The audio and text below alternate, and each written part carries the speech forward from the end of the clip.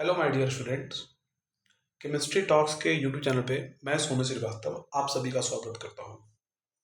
हम लोग class 10th की केमिस्ट्री पढ़ रहे हैं, जिसमें हमारा पहला चैप्टर हमने स्टार्ट किया था केमिकल रिएक्शन एंड इक्वेशन। कल हमने इसके बारे में पहला लेक्चर हमने डिस्कशन किया था। आज मेरा ये दूसरा लेक्चर है। तो आप सभी से एक मेरा हम्बल रिक्वेस्ट है कि अगर आपने पहला लेक्चर को नहीं देखा है तो बिल्कुल जाके आप पहला लेक्चर को देख लें एक बार, फिर आप दूसरे तीसरे लेक्चर पे आएँ, ताकि उस तरीके से आपका कनेक्टिविटी मेंटेन रहे। तो आइए, जो कल हमने बात किया उसको हल्का सा रिकैप करते हैं, उसके बारे में थोड़ा हम बात करते हैं। केमिकल रिएक्शन एंड इक्वेशन की बात हम कर रहे थे कल। बेसिकली कल हमने केमिकल रिएक्शंस के डेफिनेशंस की बात की। हमने कल बेसिकली रिएक्टेंट एंड प्रोडक्ट की चर्चा की कि भाई रिएक्टेंट प्रोडक्ट क्या होता है। आपको मैंने बताया भी था कि रिएक्टेंट का मतलब ऐसा केमिकल स्पीसीज जो रिएक्शन में पार्टिसिपेट कर रहा है, जो रिएक्शन में पार्टिसिपेट करके जो बना रहा है उसको हम लोग क्या बोलेंगे बताइए, that will be known as products. तो ये रिएक्टेंट प्रोडक्ट हो गया। केमिकल रिएक्शन को कैसे करेंगे, डिफिनेशन बताइए। इसका क्या डिफिनेशन बताया था कि वैसा प्रोसेस जिसमें एक नया सबस्टांस का फॉर्मेशन हो रहा है, जिसका रिएक्टेंट के प्रॉपर्टी से कोई लेना देना नहीं है, इसको हम क्या बोले थे बताइए, केमिकल रिएक्शन बोले थे। केमिकल रिएक्शन की आइडेंटिफिकेशन के लिए आपको मैंने कल क्या बताया था कि भाई केमिकल रिएक्शंस को आप आइडेंटिफाई कैसे करेंगे। तो उसके लिए बहुत सारी चीज़ें आपको बताई गई थी, उसके कलर में चेंज, उसके स्टेट में चेंज, उसके एनर्जी में change, evolution of gas and formation of precipitate. तो इस तरीके का चीज़ें कल हमने पढ़ा था। आइए अब हम बात करते हैं, आज जो मेरा है वो है अगला जो मेरा सेगमेंट है, उसमें है केमिकल इक्वेशन। ये केमिकल इक्वेशन की अगर हम बात करें तो केमिकल इक्वेशन कुछ नहीं है, एक वे है, way to write chemical reaction. किसी भी केमिकल रिएक्शन को लिखने का जो तरीका है वो है जो होता है, उसी को हम लोग केमिकल इक्वेशन बोलते हैं। ऐसे सपोज कीजिए, आपको मैं एक बात बोलूं कि भैया कार्बन जो है वो ऑक्सीजन के साथ रिएक्ट कर करके कार्बन डाइऑक्साइड बनाता है। तो बेसिकली इतना बड़ा लिखने का कोई जरूरत नहीं है।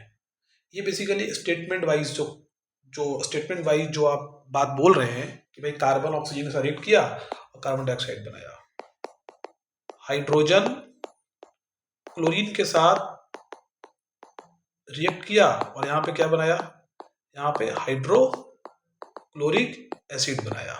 तो इस तरीके से इतना बड़ा बड़ा स्टेटमेंट बोलने की कोई जरूरत नहीं है। इसी बड़े स्टेटमेंट को शॉर्ट फॉर्म में रिप्रेजेंट करने का तरीका होता है, इसी को हम लोग केमिकल इक्वेशन बोलते हैं। ठीक है, तो केमिकल इक्वेशन को डिफाइन कैसे करेंगे जरा बताइए सर। केमिकल इक्वेशन को डिफाइन ऐसे करेंगे, chemical equation is the method to represent the chemical reaction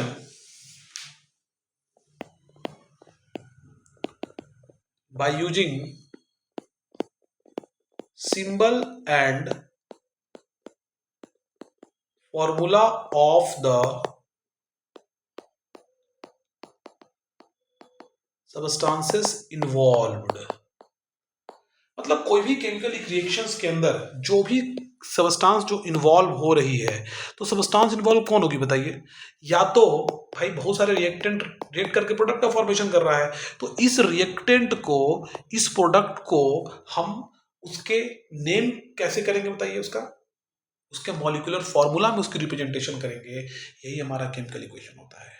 जैसे मान लीजिए यहाँ पे क्या लिखा हुआ है, कार्बन प्लस ऑक्सीजन। हम इसको ऐसे लिखेंगे, देखिए कार्बन प्लस ऑक्सीजन, यहां से CO2 मिला, तो कार्बन एंड ऑक्सीजन ये दोनों क्या हो गया बताइए, दोनों आपके लिए हो गया रिएक्टेंट। ये क्या हो गया बताइए, ये हो गया आपका प्रोडक्ट। ठीक है, तो बेसिकली कार्बन एंड ऑक्सीजन को रिएक्ट करके क्या मिल रहा है, मेरे CO2 मिल रहा है। ये बात पहले भी था, रिएक्शन नहीं हो रहा है, लेकिन उस रिएक्शन को रिप्रेजेंट करने का तरीका है, शॉर्ट फॉर्म में लिखने की तरीका है, उसी को हम क्या बोलते हैं, केमिकल इक्वेशन बोलते हैं। ऐसे देखिए, हाइड्रोजन प्लस क्लोरीन से क्या मिल गया बताइए, HCl मिल गया। तो हाइड्रोजन और क्लोरीन रिएक्ट करके हाइड्रोक्लोरिक एसिड बनाया, इसमें कोई दिक्कत वाली बात नहीं है। लेकिन हमने रिएक्टेंट और प्रोडक्ट के नाम का यूज नहीं करके हम उसके सिंबल का यूज किए, हम उसके केमिकल फॉर्मूला का यूज किए। तो this is the way, this is the short way to represent any chemical reaction, and that way is known as chemical equation.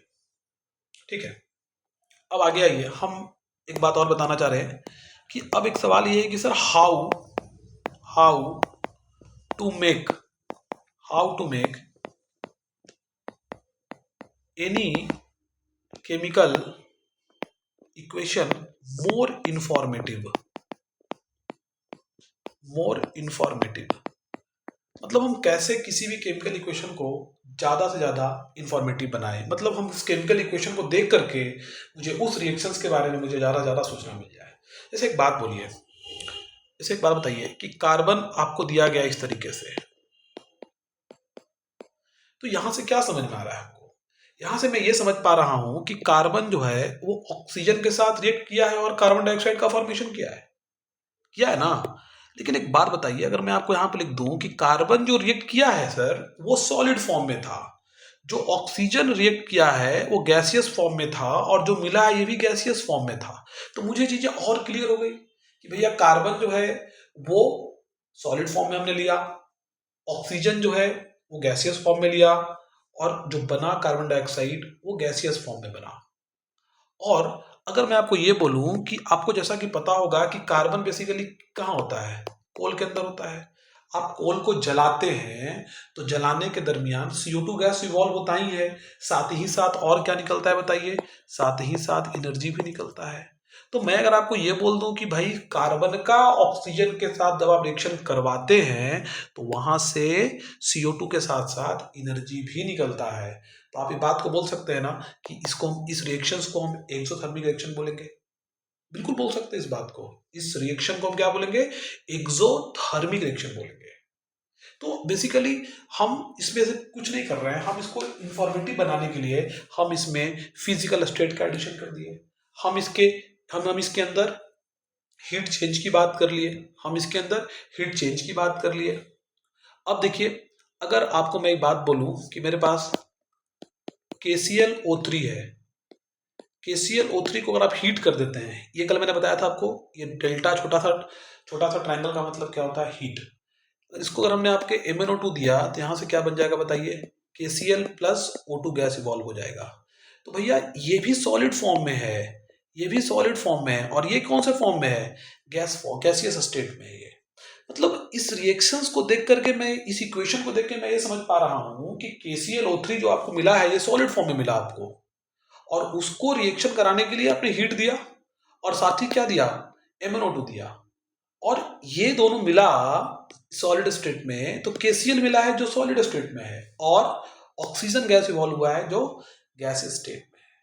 मतलब किसी भी रिएक्शंस को हम रिप्रेजेंट कर रहे हैं केमिकल इक्वेशंस में, और केमिकल इक्वेशंस में हम थोड़ा सा हीट चेंज लगा देंगे कि उस रिएक्शंस में हीट लगा है कि नहीं लगा है, या हीट निकला है कि नहीं निकला है।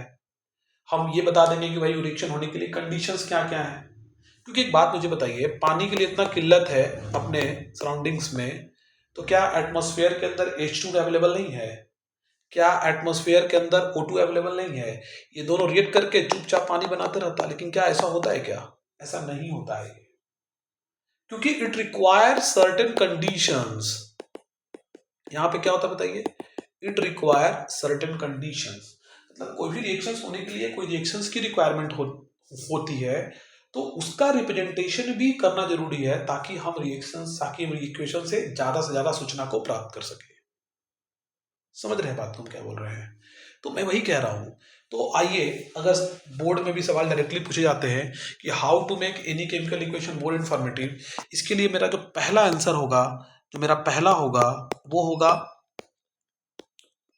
पाई रिप्रेजेंटिंग क्या, फिजिकल स्टेट।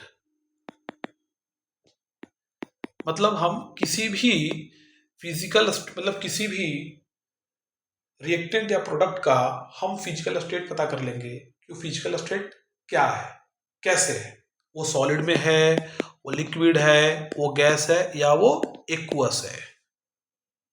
दूसरा कैसे डिपेंड करेंगे बताइए sir, by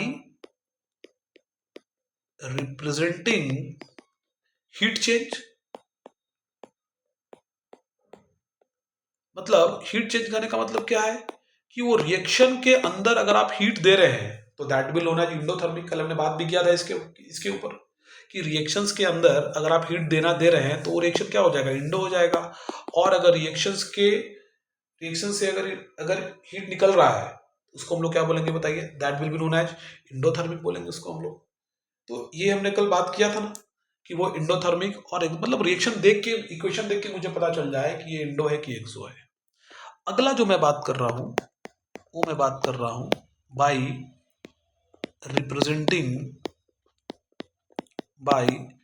representing the conditions.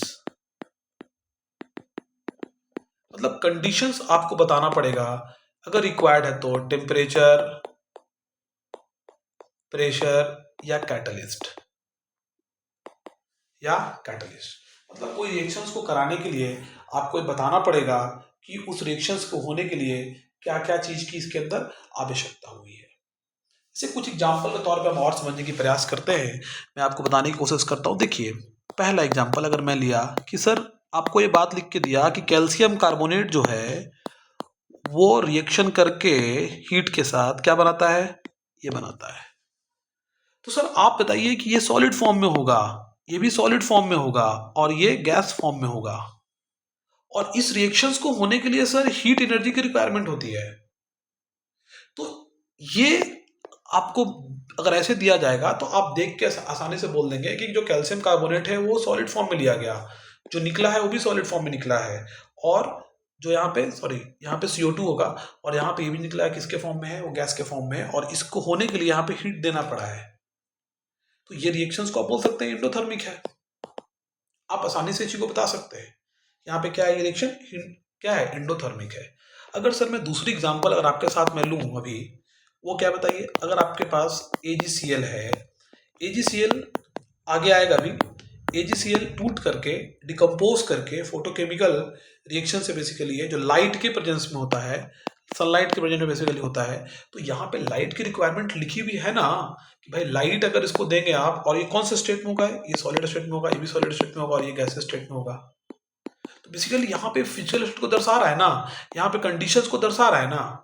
तो मैं वही कह रहा हूँ कि किसी भी केमिकल इक्वेशन को बताने के लिए, इंफॉर्मेटिव बनाने के लिए हमको उसका फिजिकल स्टेट बताना पड़ता है। जैसे मान लीजिए मेरे पास कार्बन है जो कोल है, बेसिकली कोल के अंदर क्या होता है, सिर्फ कार्बन कंटेंट ही होता है। कोल कौन से फॉर्म में होगा बताइए, सॉलिड फॉर्म में होगा। ये कौन से फॉर्म में, गैसियस फॉर्म में होगा। यहाँ पे कौन से फॉर्म में होगा, ये भी गैसियस फॉर्म में होगा। और प्लस यहाँ पे क्या निकलेगा सर, एनर्जी निकलेगा। तो देखिए इस रिएक्शंस के अंदर एनर्जी दिया है आपने तो वो इंडो हो गया। यहाँ पे क्या हो गया बताइए, यहाँ पे एनर्जी निकला है तो क्या हो गया बताइए, ये आपका हो गया एक्सोथर्मिक रिएक्शन। मतलब कार्बन लिया वो सॉलिड फॉर्म में लिया, ऑक्सीजन गैसियस स्टेट में लिया, CO2 जो निकला वो गैसियस स्टेट में निकला, साथ ही एनर्जी निकला, जिसको हम ऐसे रिएक्शन को क्या बोलेंगे बताइए, हम एक्सोथर्मिक रिएक्शन बोलेंगे। आपको पता है एक बड़ा फेमस सा रिएक्शन है, अभी आपको नहीं पता होगा, आगे आप पढ़ेंगे, एमोनिया का फॉर्मेशन। देखिए सर एमोनिया का फॉर्मेशन होने के लिए बेसिकली NH3 को हम लोग एमोनिया बोलते हैं। एमोनिया एक गैस है, हाल ये भी गैस है, ये भी गैस है, ये भी गैस है। मतलब नाइट्रोजन गैस को हमने हाइड्रोजन गैस के साथ रिएक्शन करवाया और वहां पे क्या बन गया बताइए, यहाँ पर भी एमोनिया गैस बना है। तो इस रिएक्शंस को कराने के लिए हमको यहाँ पे आयरन देना पड़ा। बेसिकली इस प्रोसेस को हम लोग हैबर प्रोसेस बोलते हैं, हैबर प्रोसेस से बनता है। तो इस रिएक्शन को कराने के लिए क्या देना पड़ा बताइए, आयरन देना पड़ा। तो मैं यहाँ पे रिप्रेजेंट करूंगा ना कि भाई ये इक्वेशन होने के लिए, ये इक्वेशंस, ये केमिकल रिएक्शन होने के लिए वहां पे आयरन की रिक्वायरमेंट हुई है। तो हम वहां पे केमिकल इक्वेशन बताएंगे कि देखिए यहाँ पे ये लिखा हुआ है, इसका मतलब ये है कि ये रिएक्शन ऐसा ही नहीं हो गया है क्योंकि नाइट्रोजन और हाइड्रोजन तो एटमॉस्फेयर में ऑलरेडी है, रिएक्टेंट तो ऑलरेडी एटमॉस्फेयर में है, लेकिन वहां पे हमेशा ये बन रहा है क्या, नहीं बन रहा है। क्यों, क्योंकि वैसा वहां पे रिक्वायरमेंट चाहिए, एक सर्टेन कंडीशंस की रिक्वायरमेंट होती है, तभी ये चीजें होंगी। ठीक है ना। ऐसे बहुत सारे हैं, जैसे आप वाटर है, आप पानी को देख लीजिए, आप इसकी अगर इलेक्ट्रोलाइसिस कराएंगे H2 + O2 में उल्टा करते हैं, तोड़ते हैं इसको है, तो क्या पानी अपने आप टूट जाता है क्या, नहीं टूटता है। यहाँ पे क्या कराते हैं बताइए, यहाँ पे हम लोग इलेक्ट्रिसिटी पास कराते हैं वाटर को स्प्लिट करने के लिए, वाटर को तोड़ने के लिए, और यहाँ पे क्या होगा बताइए, ये H2 और O2 के अंदर टूट जाएगा। तो मोरलेस हम इस बात को समझ पाए कि किसी भी केमिकल रिएक्शंस को रिप्रेजेंट करने का तरीका केमिकल इक्वेशन होता है, और केमिकल इक्वेशंस को बेसिकली हम कैसे ज़्यादा इन्फॉर्मेटिव बना सकते हैं, तो उसमें उसके फिजिकल स्टेट को लिख करके, जो सॉलिड, लिक्विड और गैस हो गया। एक्वस की बात कर लेते हैं, देखिए आप एक्वस की भी बात कर ही लेते हैं। कैल्शियम, ये है कैल्शियम ऑक्साइड है, ये पानी है हमारे पास, लिक्विड फॉर्म में है। आपको पता है यहाँ पे ये पानी में जाएगा तो क्या हो जाएगा बताइए, कैल्शियम हाइड्रोक्साइड का फॉर्मेशन होगा, ये एक्वा सॉल्यूशन हो गया। प्लस ये रिएक्शन क्या होता है, चूना का पानी में डालना, ये क्या होता है बताइए, ये रिएक्शन होता है हमारे पास एक्सोथर्मिक। क्या होता है ये, एक्सोथर्मिक होता है। तो हमको ये पता चल गया ना कि भाई CaO सॉलिड फॉर्म में है, पानी लिक्विड में है, और जो बना वो एक्वस हो गया, वो लिक्विड भी नहीं रहा, वो सॉलिड भी नहीं, वो क्या हो गया, एक्वस हो गया, क्योंकि हमने CO कहाँ डाल दिया है, पानी के अंदर डाल दिया है, तो उसको हम एक्वा सॉल्यूशन बोलेंगे। और वहां से क्या हुआ, खोलता हुआ दिखता है वहां पे, तो एनर्जी रिलीज हुआ है, इसको लोग बोलते हैं एक्सोथर्मिक। क्या बोलेंगे उसको, एक्सोथर्मिक बोलेंगे। ठीक है, तो ये हमारा था कि हम केमिकल इक्वेशन को कैसे इंफॉर्मेटिव बनाएं। ठीक है, कल हम बैलेंस इक्वेशन, अनबैलेंस इक्वेशन की चर्चा करेंगे, और साथ ही साथ कल में भी चर्चा करेंगे कि हम किसी भी गिवन रिएक्शंस को, अनबैलेंस केमिकल इक्वेशंस को कैसे उसको बैलेंस करें। ठीक है, थैंक यू।